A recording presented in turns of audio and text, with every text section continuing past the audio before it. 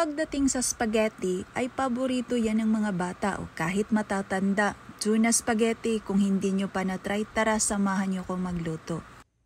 So ang una nating gagawin, lulutuin lang muna natin itong pasta na nakabatay sa cooking instruction ng packaging. At kung ito ay naluto na, set aside lang muna natin ito. Pagkatapos, simulan na natin sa paggawa ng sauce. Naglagay lang tayo ng konting olive oil, tapos nilagyan lang din natin ng konting butter. Tapos ilagay na din natin ng sabay yung garlic at saka onion. Halo-haluin lang natin ito hanggang sa maamoy natin ang aroma nito. So pwede na din nating ilagay ang mushroom. Ganun pa rin, halo-haluin lang natin ito. At ilagay na din natin ang tuna. At depende na po pala kung ano yung brand ng tuna ang gagamitin ninyo. At ayan na nga, pwede na natin tong timplahan. Lagay tayo ng black pepper powder, turmeric powder, at mushroom powder. Ito kasi yung nakasanayan ko na pang timpla. Pero kung meron kayong mga paboritong seasoning, pwede nyo po yung gamitin. At ngayon, ilagay na natin ang spaghetti sauce at ang creamy and cheesy spaghetti sauce. Lagay lang din po pala ako ng konting tomato paste. Tapos, haluin lang natin ito ng mabuti.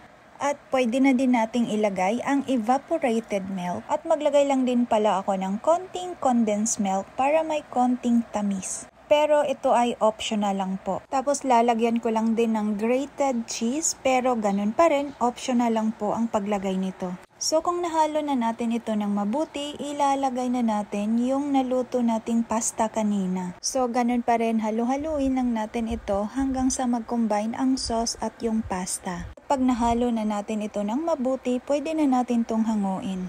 At ayan na nga, for plating, maglagay lang tayo ng konti dito sa plate. Tapos lalagyan lang natin ng grated cheese dito sa top at saka parmesan cheese. At ito na nga yung finished product natin. O sino bang hindi takam na takam, sa itsura pa lang ang sarap ng kainin. At syempre hindi pwede na hindi natin to titikman. Unang subo para sa mga spaghetti lovers dyan.